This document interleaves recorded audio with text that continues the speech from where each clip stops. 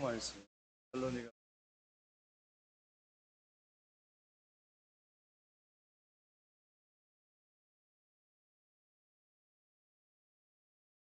그래서 살로니가 전서 5절에서 18절까지 말씀 하셨으면 한 목소리로 읽도록 하겠습니다. 16절부터 18절 시작. 항상 기뻐하라. 쉬지 말고 기도하라. 범사에 감사하라. 이는 그리스도 예수 안에서 너희를 향하신 하나님의 뜻이니라.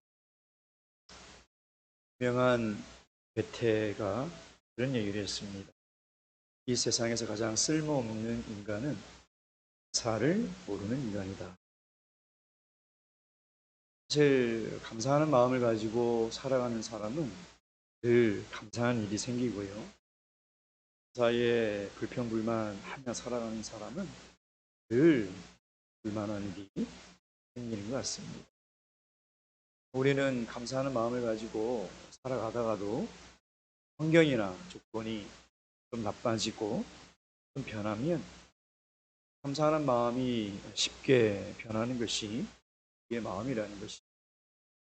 어제는 참 감사했던 사람이 오늘은 마음이 없고, 어제는 감사했던 환경이 오늘은 또 그런 마음이 사라지더라는 것입니다. 오늘 하나님께서 이 본의 말씀을 통해서 주시는 감사에 감사하라, 이 말의 의미는 뭐냐면 그런 환경과 조건을 초월한, 그러니까 무엇 때문에 감사하고 이거 해주셔서 감사하고 이래서 감사한 그런 환경과 조건을 초월한 감사의 삶을 살아가라는 것이죠. 이것이 하나님께서 우리를 향하신 뜻이라는 것입니다. 여러분, 하나님의 뜻이 어디에 있는지, 우리는 하나님의 뜻이 점을 보듯이 여기 있나 저기 있나 이런 미신적인 신앙을 가지고 기도를 하는 도 있는데, 그런 것은 하나님의 뜻이 아닙니다. 정말 하나님께서 우리 인생을 향하신 뜻은 감사에 감사하며 살아가는 것이죠. 이 감사라는 이 단어의 원어를 보면 독특한 것이요. 이 감사라는 성경의 단어는 명사로도 쓰이고요, 동사로도 쓰입니다. 명사로 쓰일 때는 어떤 뜻이냐면 아주 좋은 은혜, 행복한 은혜, 이런 의미가 있어요. 동사로 쓰일 때는 어떻게 쓰이냐면 생각하다, 이런 뜻으로 쓰인다는 것이죠. 성경에서 이야기하는 감사라는 것은 뭐냐면 좋은 것들을 생각하는 것, 하나님의 좋은 은혜를 생각하는 것, 그것이 감사라는 것입니다. 그것이 아니라 세상 사람들이 쓰는 감사의 의미를 가지고 우리가 감사한다면요, 환경과 조건을 뛰어넘을 수가 없어요. 하나님을 믿으면서 똑같이 불신앙인들처럼 어떤 환경과 조건으로 인해서 감사한다는 거예요. 물론 그것도 못하는 성도들도 있습니다. 만약에 우리가 그것으로 감사한다면요, 우리는 영원히 감사를 못합니다. 왜냐하면 사람은 조그만 것을 원하다가 또 그것이 채워지면 더 큰 것을 원하고요, 큰 것이 원하면 더 완벽한 것을 원할 수밖에 없는 것이 우리 인간의 마음이라는 거예요. 서양의 격언 중에 그런 말이 있습니다. 사람에게 제일 가르치기 어려운 수학이 있다면 받은 바 은혜를 계수하는 것이다. 그것이 제일 어렵다는 것이죠. 여러분, 사람은요, 부족하고 없는 것은 늘 생각을 잘하고 계산을 잘해요. 나는 이게 좀 부족해.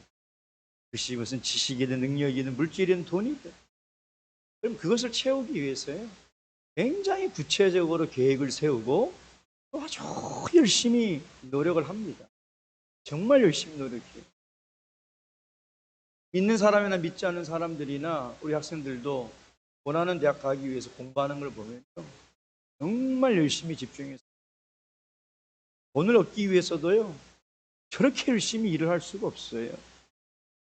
근데 하나님께서 우리에게 주신 그 좋은 은혜들, 행복한 은혜들을 기억하고 되새기고 그것이 얼마나 많은지 헤아리는 일에는 집중하지 않더라는 것입니다. 그것을 위해서 노력하지는 않더라는 거예요. 그러니까 이미 주신 좋은 은혜들, 행복한 은혜들을 헤아리는 일에는 소홀히 하고요. 없는 것을 채우고 못 가진 것을 가지려고 하는 삶은 치열하게 살아가더라는 것이죠. 그러나 여러분 그걸 아셔야 돼요. 세상에 그 어떤 것들로 채워도 우린 절대 만족할 수가 없어요. 사람이 만족을 못하면 감사는 나올 수가 없어요. 사람이 만족함을 가지지 못하고 입에서 나오는 감사는 거짓말이에요. 립 서비스죠. 하나도 감사한 마음이 없어요. 진심에서 우러나오는 감사가 아니라 사람에게 보이기 위한 것이. 감사하는 마음이 전혀 없어요. 그냥 감사하다고 하는 거예요. 그런 말들 참 많이 듣습니다. 사람이 만족을 못 느낀다는 것은, 불평과 불만으로 살아간다는 것은 그건 불행의 씨앗입니다. 야고보서 1장 15절 말씀 보도록 하겠습니다. 야고보서 1장 15절. 야고보서 1장 15절 말씀.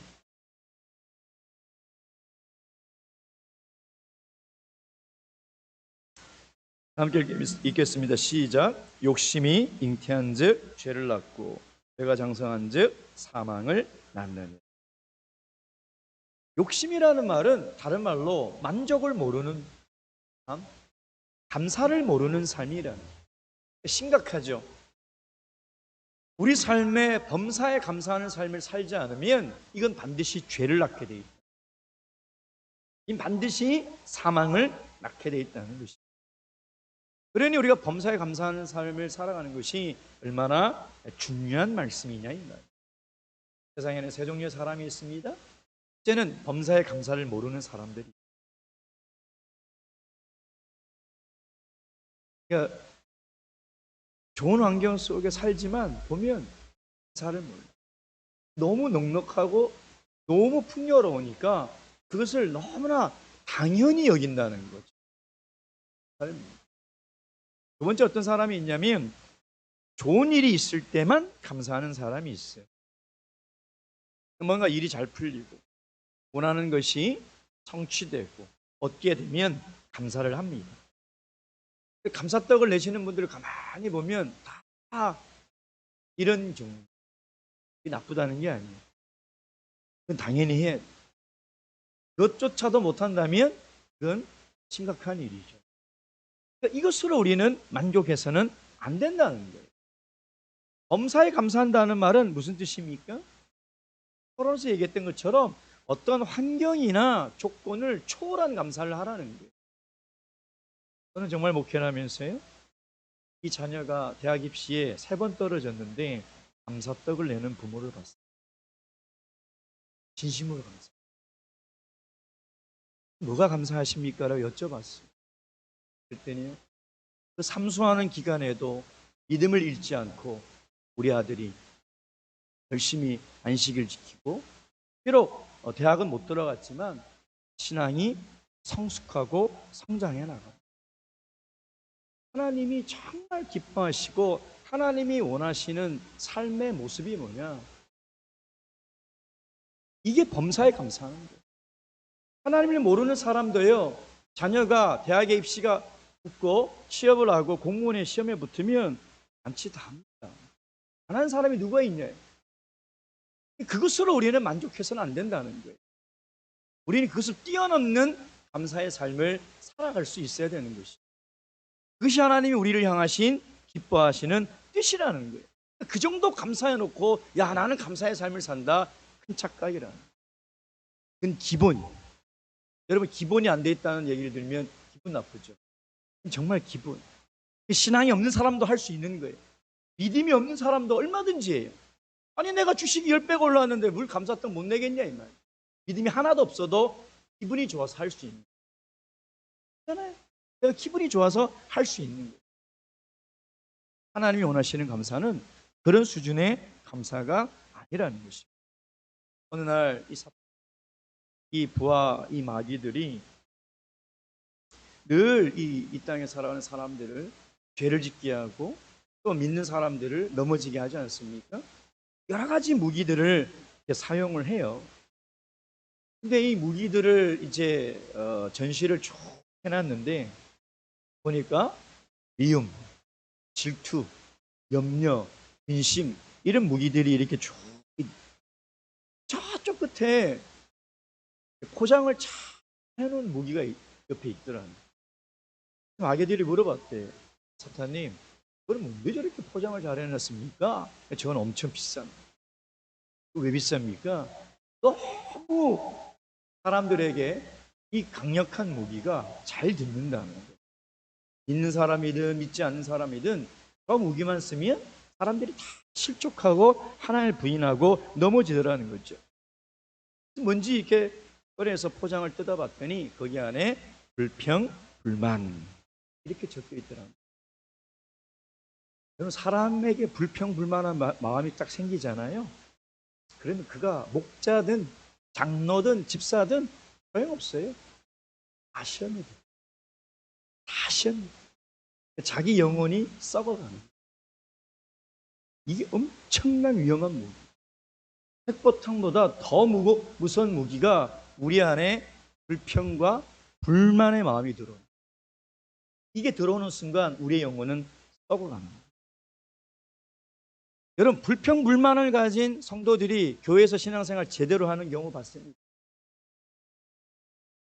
교회에 불만이 있는 성도가 믿음이 다르게 성장하는 경우를 봤습니까? 저는 한 번도 못 봤습니다.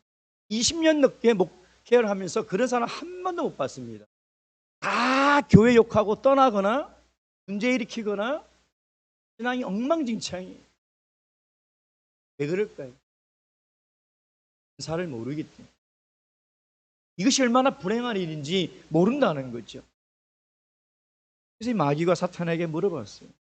혹시 이 불평불만이라는 무기가 강력한 무기인데 이것이 혈액이 없는 사람이 있습니까? 있다는 거예요. 어떤 사람이?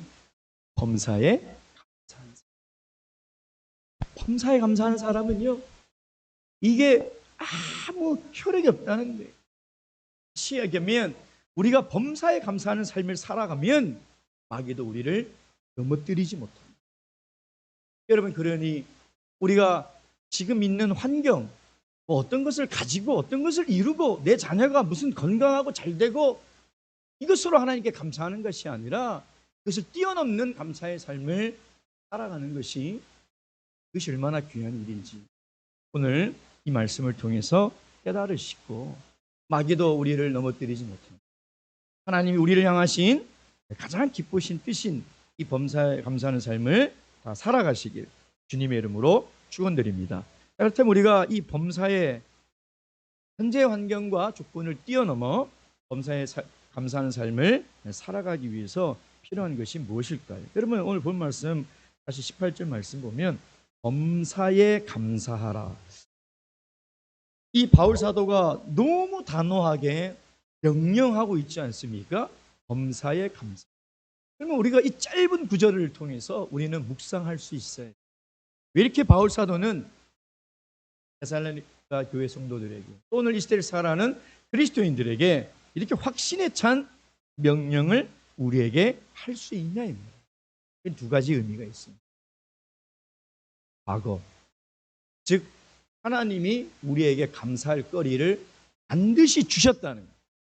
여러분, 하나님이 우리에게 감사할 거리를 주지 않으시고 범사에 감사하라고 명령하셨다면 하나님은 나쁜 분이에요.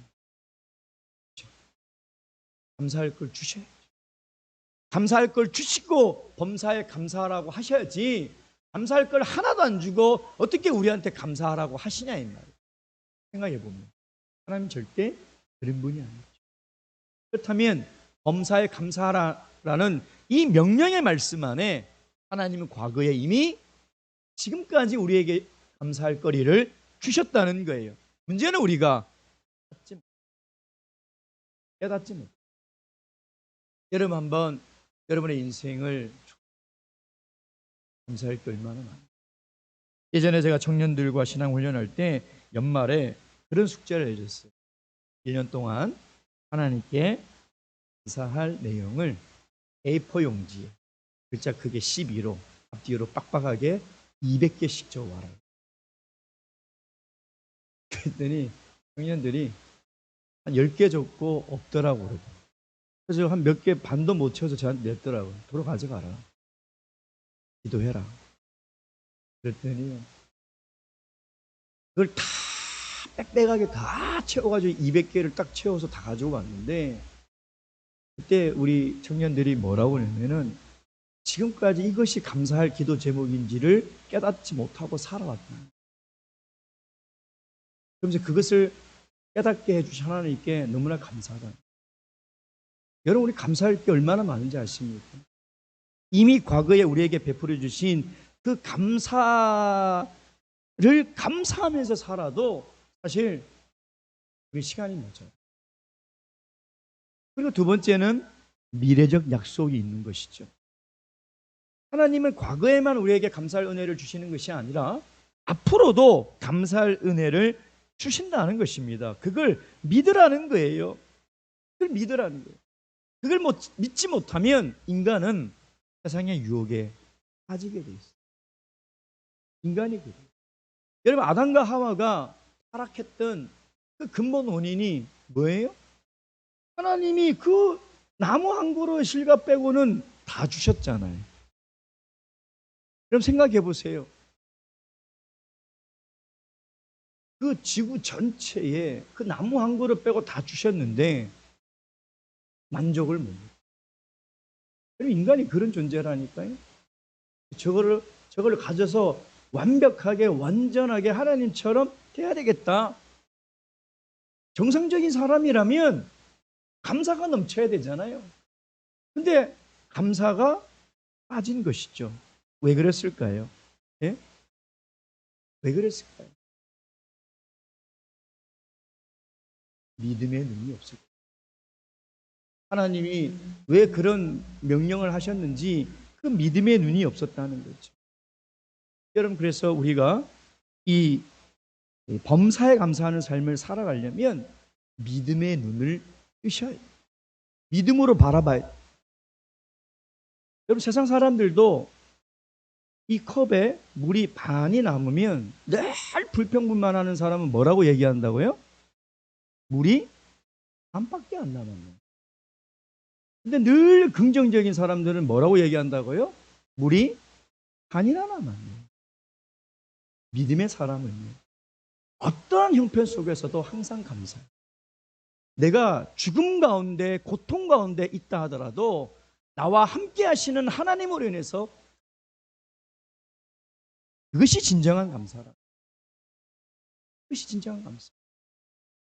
여러분, 정말 이 감사가 넘치는 사람은요,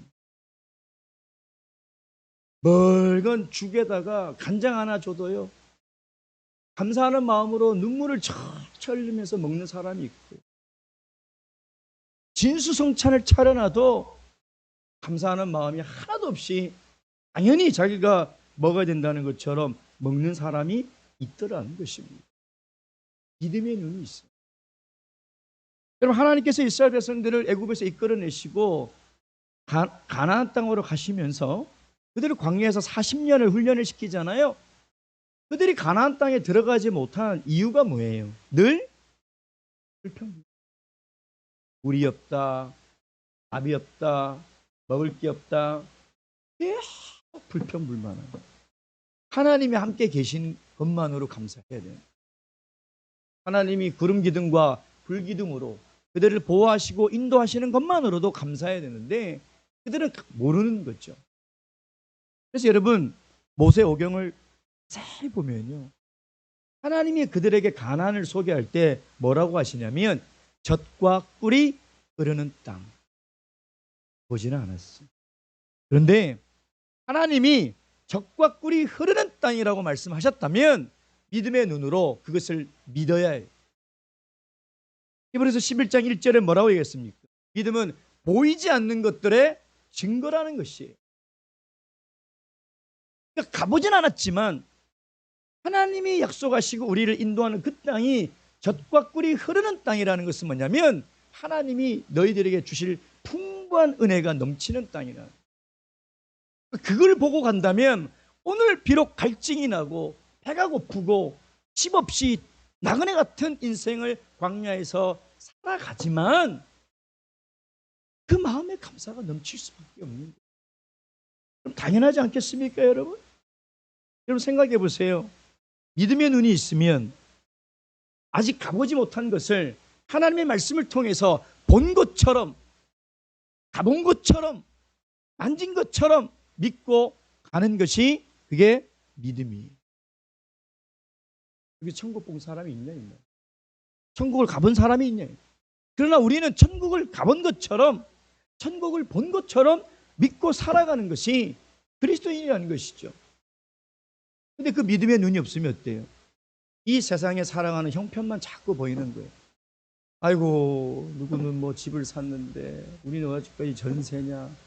누구는 뭐 무슨 브랜드 아파트로 갔는데 우리는 언제 가냐? 참, 제가 그런 얘기를 듣고 있으면요, 저분들에게는 천국의 소망이 진짜 있을까? 진짜 있을까? 그런 데서 못 살면 그냥 무슨 인생이 다 끝난 것처럼 이렇게 살아가고 있어요. 여러분, 만약에 우리가 강남이 됐든 어디가 됐든 뭐 30억짜리 아파트에 우리가 내년에 여러분들이 다 입주 보장을 받았다고 한번 생각해 보세요. 내년이면 그 이사 가요.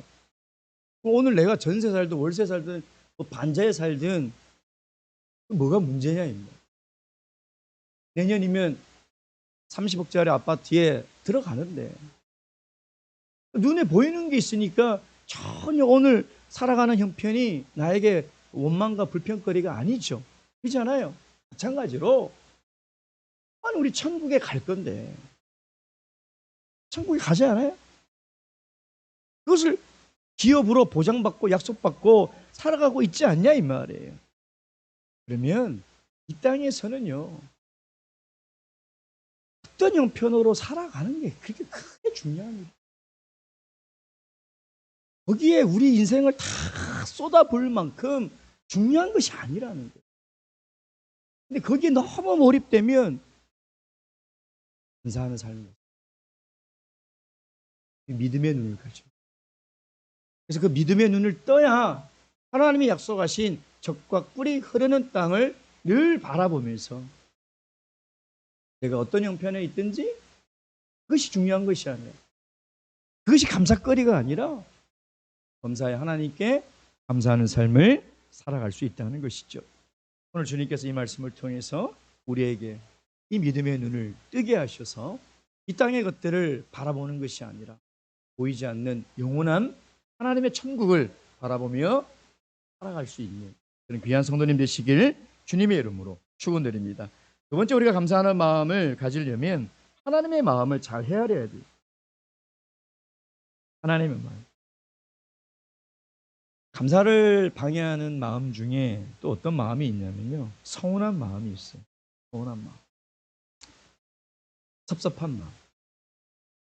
여러분, 이 부모님의 은혜가 감사하다가도요, 부모님이 뭔가 좀 서운하게 하고 섭섭하게 하면 그 마음이 싹 사라져.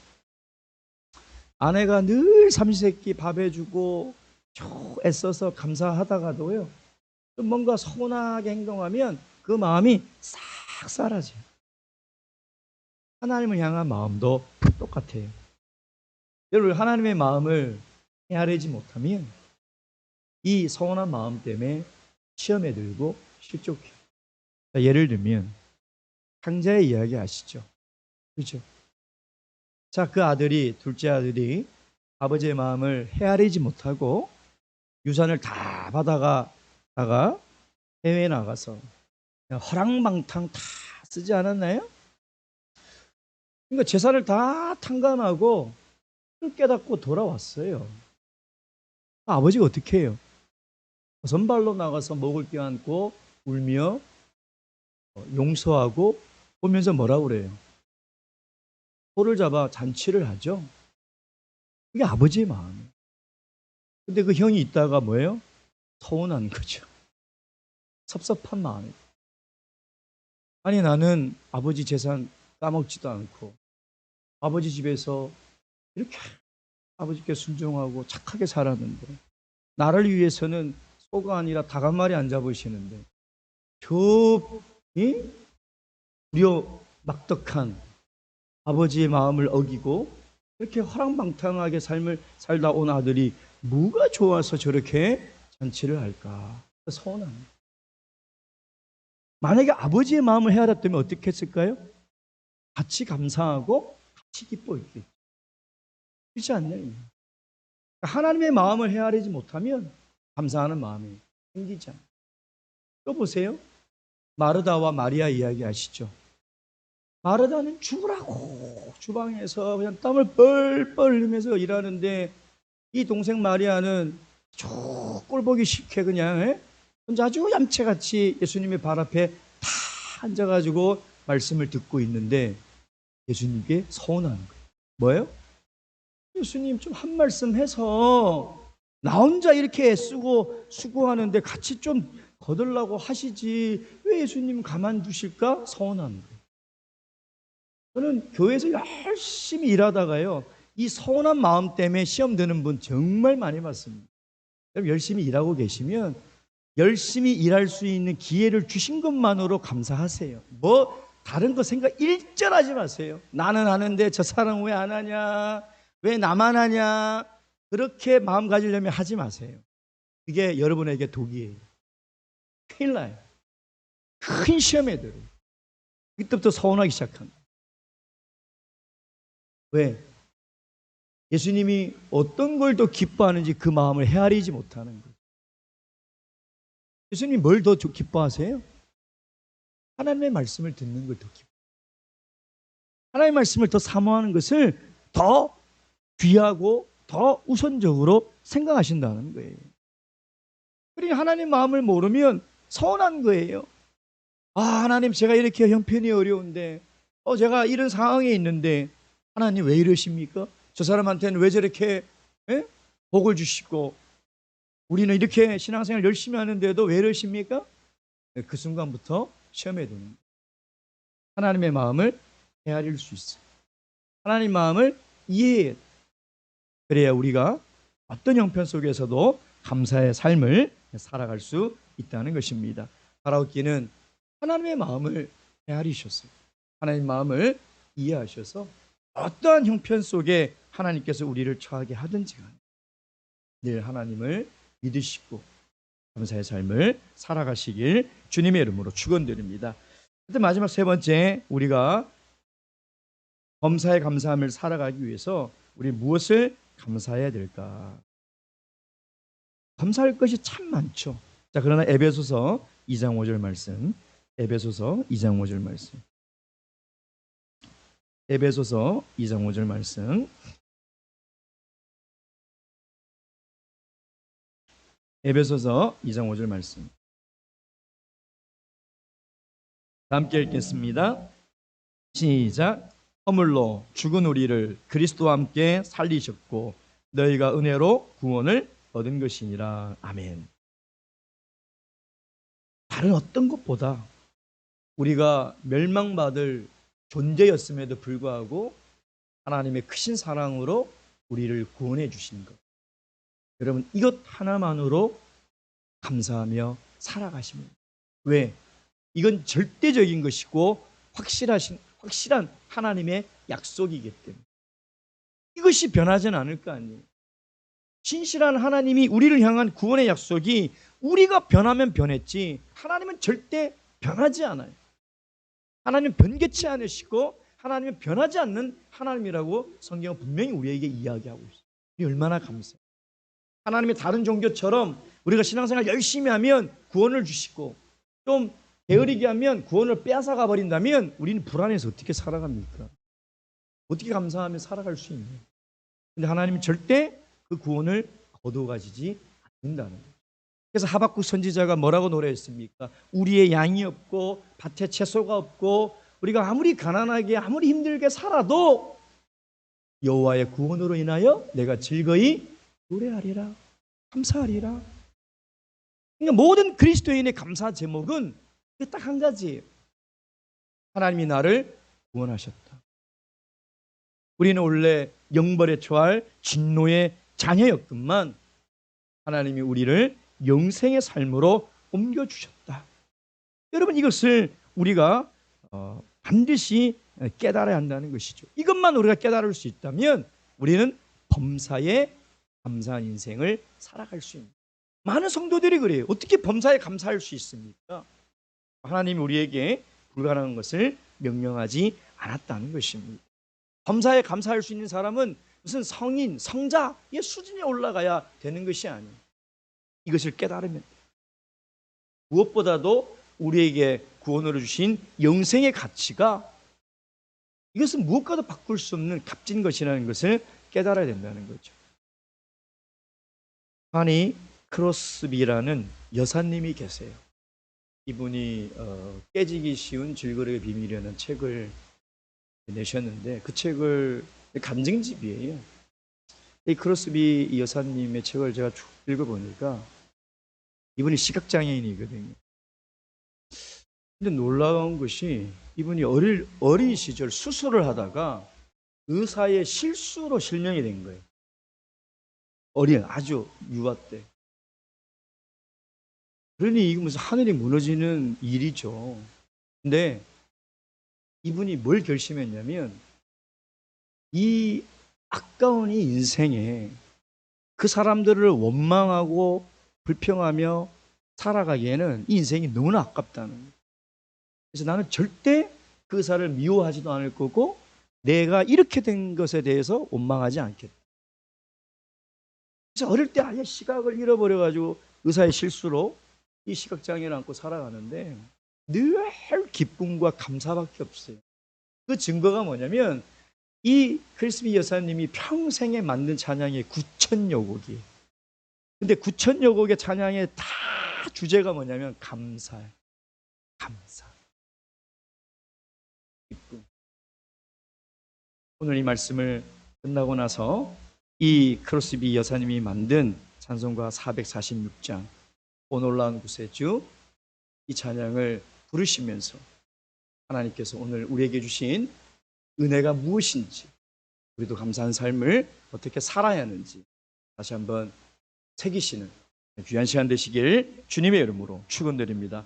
묵두하시겠습니다. 할렐루야. 아멘.